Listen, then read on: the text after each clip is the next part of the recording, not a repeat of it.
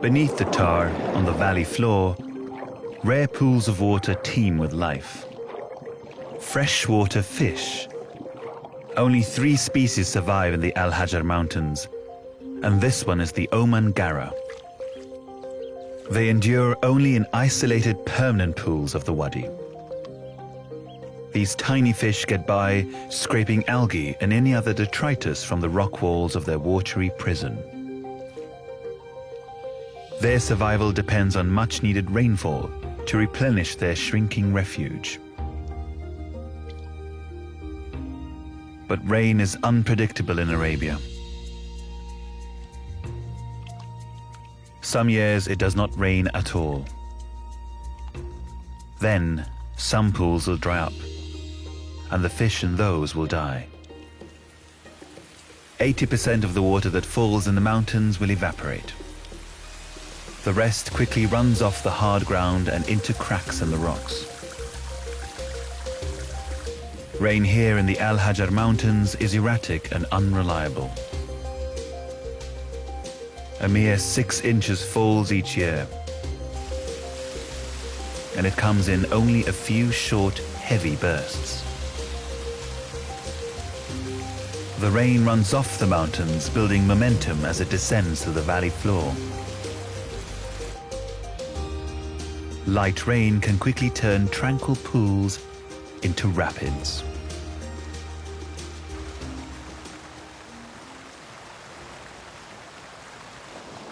While toads stay clear, the rushing water has the opposite effect on the Gara fish. This is the opportunity they've been waiting for. They have a mysterious, instinctive drive to always explore upstream, driven by the need to expand their territory.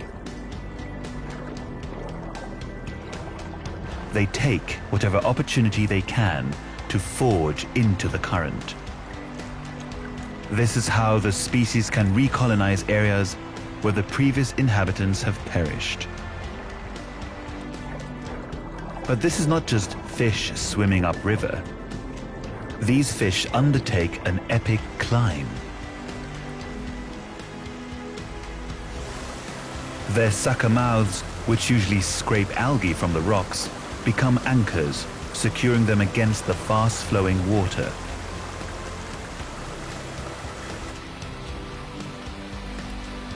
A group inches its way up the rocks.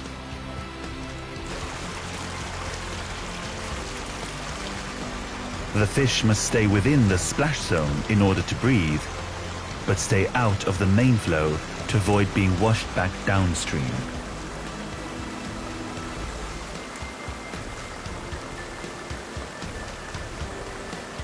The fish can travel up to 9 feet up sheer rock faces. For those that make it into new pools, there are fresh possibilities, food, and a new territory to colonize.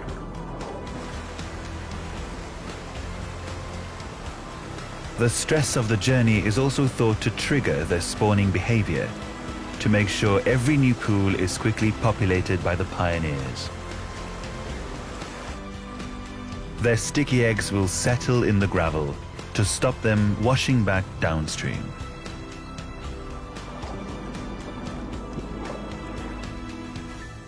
While the saltwater crocodile relies on brute strength to capture its prey, another more diminutive hunter has evolved a highly skilled approach.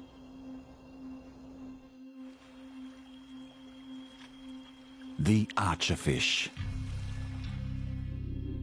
Omnivorous, opportunistic, and an expert marksman.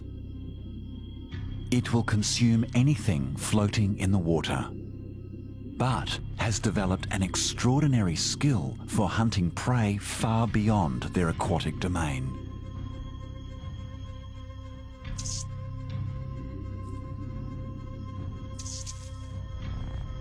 A master of physics, the archerfish can make lightning-quick calculations to perfect its aim and dislodge prey.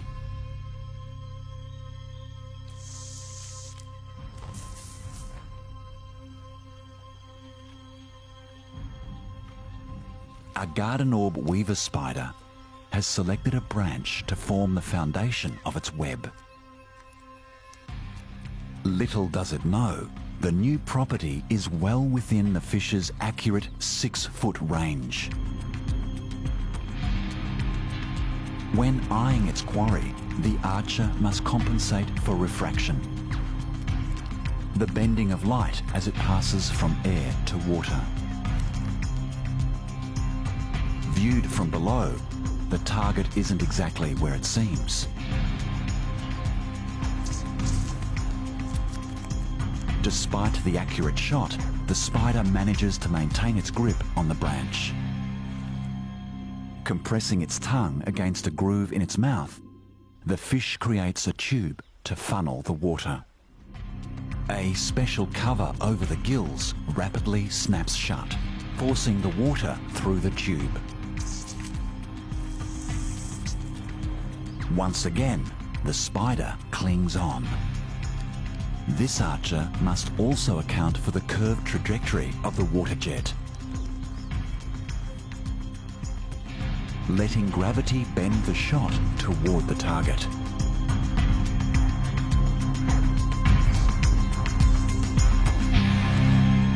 Success. To all the different kinds of bugs that live here, the forest is a giant buffet.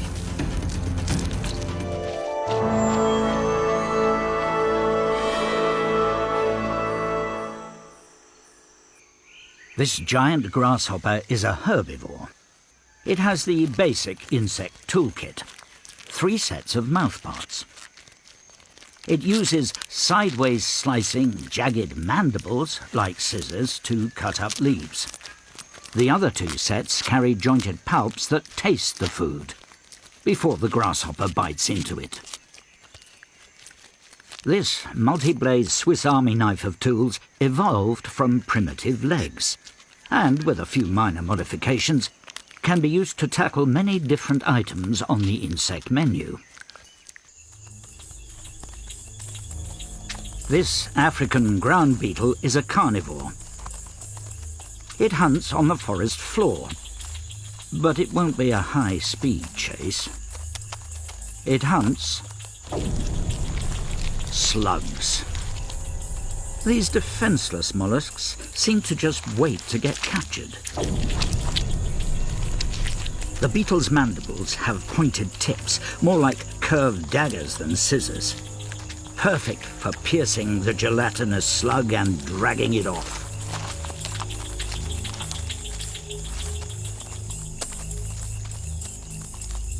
The mandibles also serve as steak knives. Below the pointed tips, sharp blades chop up slug meat into bite-sized pieces. Covered in slime, there's no elegant way to eat a slug. But the little African ground beetle is no slob. Keeping its mouthparts and legs clean is vital to its survival. So, after it finishes a meal, it finds a napkin to wipe itself clean. This bit of leaf will do nicely. Grasshoppers and beetles use the insect equivalent of knives and forks to cut and then chew their food. This stealthy assassin bug prefers to stab and suck. All 3 sets of mouthparts are moulded into a long, sharp beak, or rostrum, strong enough to puncture the armor of its prey. In this case, a wandering cockroach.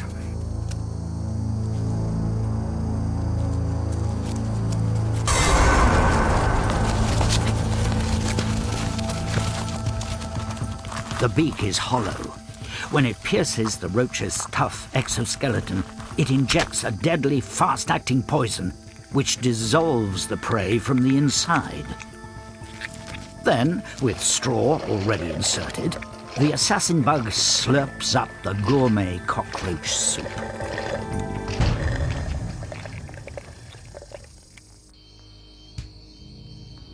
This South African rock scorpion isn't an insect, it's an arachnid, so it starts with a different basic toolkit. One set of primitive legs has been transformed into giant claws called pedipalps, evolved to grab and hold prey using brute strength. Though it's a bit of overkill on a little woodlouse.